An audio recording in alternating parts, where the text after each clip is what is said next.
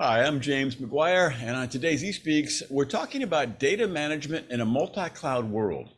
Data management has always had a long list of challenges: getting proper access, data quality, governance and compliance. But in today's multi-cloud world, with data distributed across a mixed environment, these challenges are getting even tougher. To discuss that, I'm joined by a very special guest. With me is Marc Fleischmann, CTO for VMware Cloud. Marc, absolutely thrilled to have you with us today. Thank you for having me, James. Really looking forward. I think that companies realize these days that getting the most from their data is definitely very, very important. They need that for competitive advantage. But the problem is that some of the strategies created years ago aren't quite keeping up with today's mixed multi-cloud world. Why is that so? Why is today's multi-cloud world offering some new challenges for data management? Yeah, this is a multi-layer question, and so let's sort of take it in stride a little bit, James. Please. First of all, maybe just to give some perspective, data really is at the core of everything. It's at the core of digital transformation. Right. And the ability to extract value from data is really more and more determining the success of modern enterprises. So that's what makes them think about what their data management strategy needs are and what they should look like in this age of multi-cloud computing. One interruption, Marc, before you go on. I think an important point about you say data is everything. Data is really the foundation of artificial intelligence. I hear all this buzz about AI. AI goes nowhere without an enormous data repository feeding it. So I totally agree. Data is really everything these days. Absolutely. And we should talk a little bit about AI as well. But even before you get to that, and before you get to multi-cloud, even the way data is consumed today, not only by AI, but by modern applications, it's very different. It's changing. So we've kind of seen an evolution from traditional data storage, that's the block and file, traditional sort of arrays. Right. We have a product there too, vSAN, which are quite innovating a little bit, Sure. to object, and then mostly we're sort of getting to information, which is sorting the data, and knowledge, which is classifying the data and then actually running AI on it, right? And especially classifying the data is really the domain of databases. And so cloud infrastructure is really expanding beyond just storing data to sort of managing, sharing, and analyzing it. And again, AI is obviously part of that. Mm-hmm. So why is multi-cloud itself, which seems to federate the data, distribute across, why is that a new challenge in today's world? So as modern applications are sort of raising the abstraction to databases, and you get to data infrastructure that sort of operationalizes the databases. And by the way, VMware is doing a lot there. VMware Explorer is coming up, our annual conference. Mm-hmm. We're going to make some pretty big announcements in data management, our data storage manager. We're going to make some pretty data services manager. We're going to make some pretty big announcements there about how we manage rapidly growing DB estates, and sort of how we allow app teams to self-service these DB estates a little more. And we should talk about that a little too. The next wave after data infrastructure is really data management.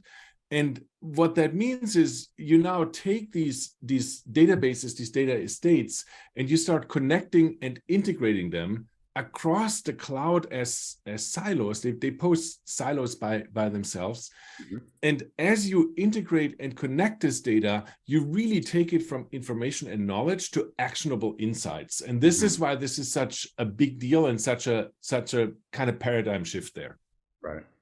Well, I think you used a problematic word, which is silos. I think that's the thing that the companies are always afraid of, like, they're in silos. And in this ideal world, they might physically exist in silos, but they're not actually siloed in terms of being able to access the entire repository of data. So is silo not the enemy of data mining at some level? Oh, absolutely. I think it's one of the key challenges that we really need to attack here, right? And siloing doesn't mean only physical siloing, by the way. It could mean operational siloing. It could mean security siloing. It could mean tools that are siloed, compliance silos. So sort of getting beyond that is really a significant engineering effort. and something that's really very, very important to, as I said, extract the value of this data more broadly. I think it's also something that is right in the wheelhouse for VMware, because, think about what we do. We manage infrastructure, and that can include data infrastructure as well. We lifecycle manage it, we update it, we provide telemetry and monitoring on it, we do remediation, we do backups. So all the stuff that we do for infrastructure by itself, we can increasingly apply to data infrastructure running on top of it, which, by the way, it's becoming a significant part of, we have the telemetry to see this, it's becoming a significant part of the applications we run. And as we apply it to data infrastructure running on top of it, then you start connecting it with messaging and streaming. And as I said, that's when you get to data, to this integration and sort of data connectivity, connected data. Mm-hmm. Well, okay, then I almost feel bad asking this question, because I think the answer probably would take about four hours to really give a full answer to. But companies face a problem with data management in this distributed environment. Any tips or best practices for improving their data management in this mixed world? And again, I know it's a vast question, but what can you say in a nutshell to that question? Yeah, it's a vast question. Right. I think let me maybe focus on one or two aspects of it. One that's pretty important, and I mentioned it briefly, is data security. We see this, talk about LLMs, large language models, in a new manifestation where sort of, some of your, assets, some of your secret sauce might leak out into these models. So having a comprehensive security strategy across all these cloud silos and managing it end to end, perhaps policy-based, enforcing those policies, making sure that only what you want actually ultimately becomes visible, becomes accessible to the right audiences. They vary as well. I think that's a very, very big aspect, and you need that coherent across all these silos. So I think that's one big aspect.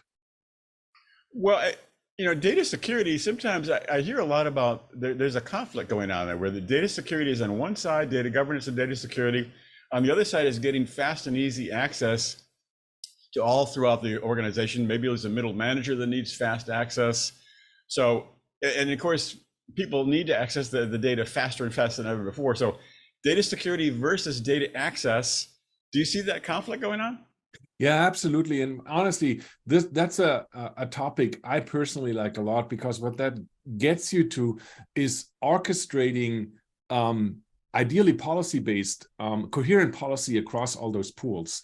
And if you have a coherent, unified infrastructure, like our multi-cloud architecture, our multi-cloud platform, the VMware Cloud Platform, if you have a coherent infrastructure across it and you can drive coherent policy across it, and then obviously you have your consumers and your producers defined, you actually can at least help addressing this challenge between data security and data access in a pretty comprehensive and powerful way. Something that I'm personally focused on a lot, and it's something I can get quite passionate about. I don't know what my question is there. Is part of the question, is it giving individuals certain credentials? Is it building those credentials into the system? How is there a technical answer to the question? How do you ease that conflict between data security and data access? But the way you do it is, obviously it does come down to individuals, but individuals are part of organizations or groups, and those groups are parts of organizations. And so you can sort of take this role-based access, RBAC, and you can expand it into a hierarchical sort of model, how you gradually refine access rights for organizations as you sort of map them into this hierarchy. And you give them guardrails and governance rules, and you can get very, very sophisticated there. And again, this is sort of the kind of system we're building there, so that operators basically ultimately have the ability from a single pane of glass to define this access across multiple clouds coherently for their organizations, down to single individuals, if you want. So, and again, it's very, very powerful. Well, let's drill down to the VMware product offering. And you've mentioned VMware. How is VMware addressing the cloud-based data management needs of its clients? What's the VMware advantage? Well, again, I would say data access really goes in multiple ways, right? You look at storage. What we're doing there is we're innovating on the storage layer by itself. We're taking storage from, like, I would say, on-prem or just cloud-based assets to more hybrid storage assets that can actually span, where you have data planes that span multiple locations. That's quite some engineering there. You'll also see some announcements here. We've launched what we call vSAN ESA, our express storage architecture, which really takes storage to the next level. It expands it way into sort of the mid-range capabilities. This gives one already unique advantage to VMware, even at the storage, at the foundation of everything, data storage, because we now can span traditional applications with an enterprise, truly enterprise class data plane, but that at the same time is consumable through cloud-like through a cloud-like experience, through cloud-like operations, right? So it really sort of spans the whole gamut between traditional storage and cloud-like storage. So that's number one, right? Then as we go up to the next level and we get to data services, we manage the data services on our platform. We start with Greenplum and RabbitMQ. Greenplum is a data warehouse. RabbitMQ is our messaging service. And we're actually adding more databases that are really very popular out there. That includes Postgres, MySQL, MongoDB, and we'll also add object storage, right? And we'll manage them with the richness of the VMware management capabilities, including monitoring, telemetry, as I mentioned before, lifecycle management, remediation. So that gets you just to data services, which now give modern applications the consumption model that they like.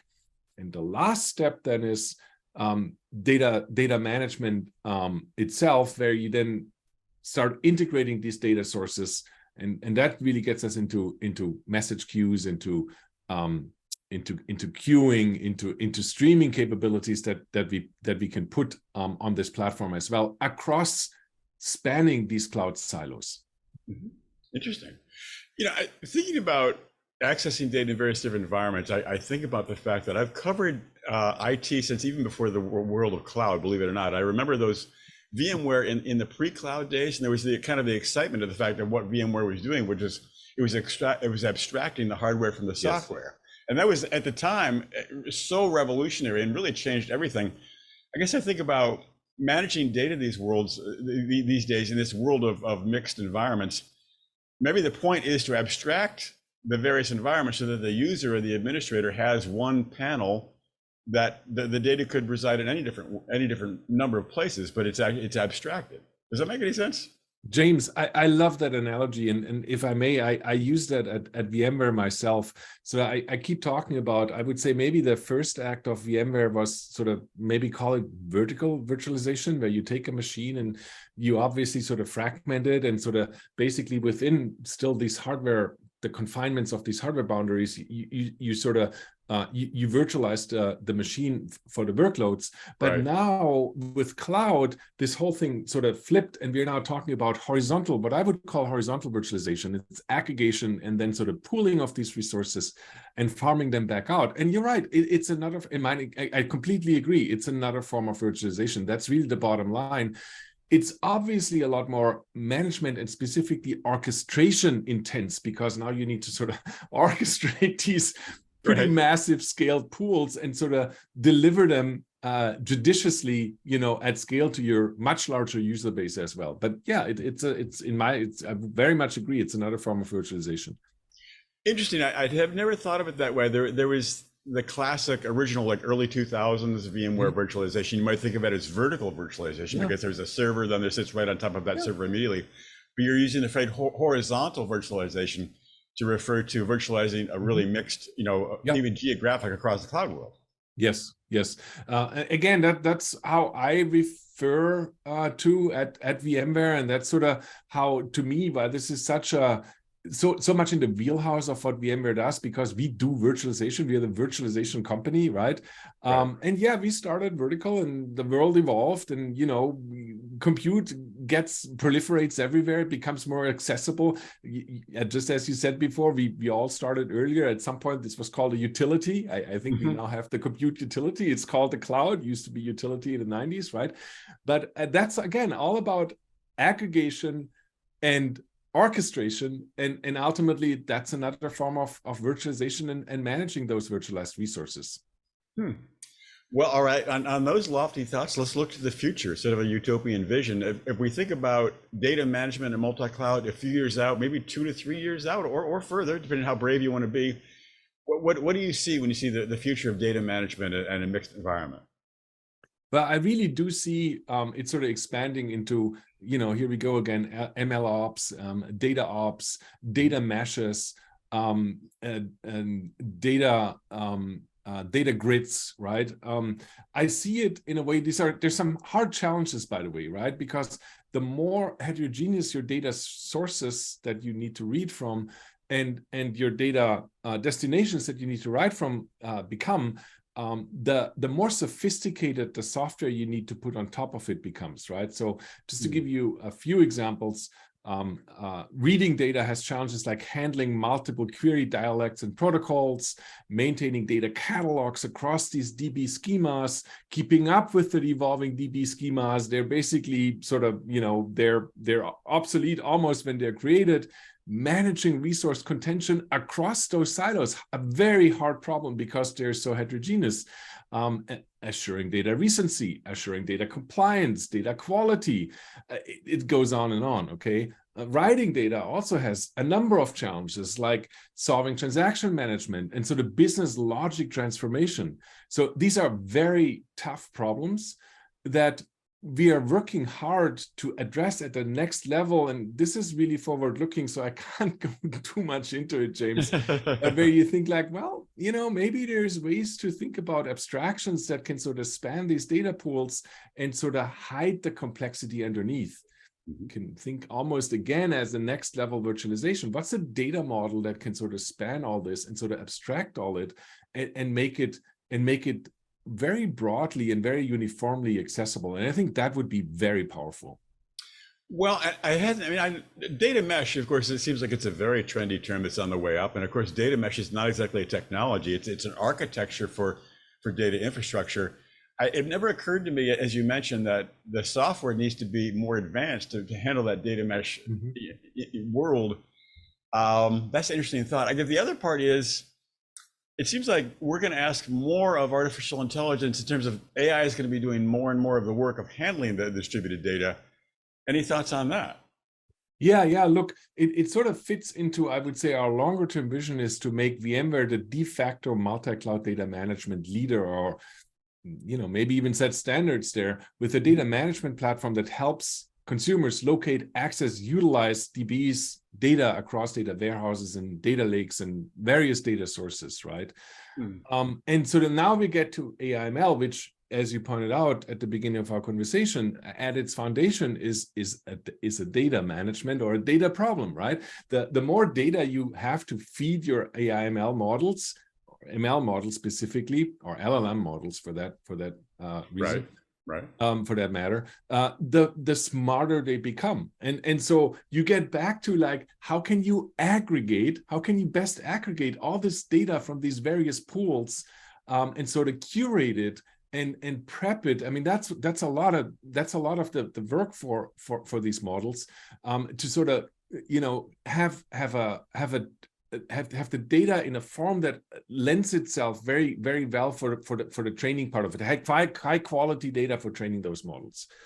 So in some sense, once we sort of solve data infrastructure, which is the right query engines, and data management, which is the right integration, then you get and the right abstraction to sort of integrate and connect all this data, then we get to the next level, which is like, how do you actually curate it, right? And there's certainly very interesting things we can do there as well. Marc, I think you said it. It's a lot of good information. I think it's going to be a really interesting sector to follow in the years ahead. It's going to be a lot to keep up with.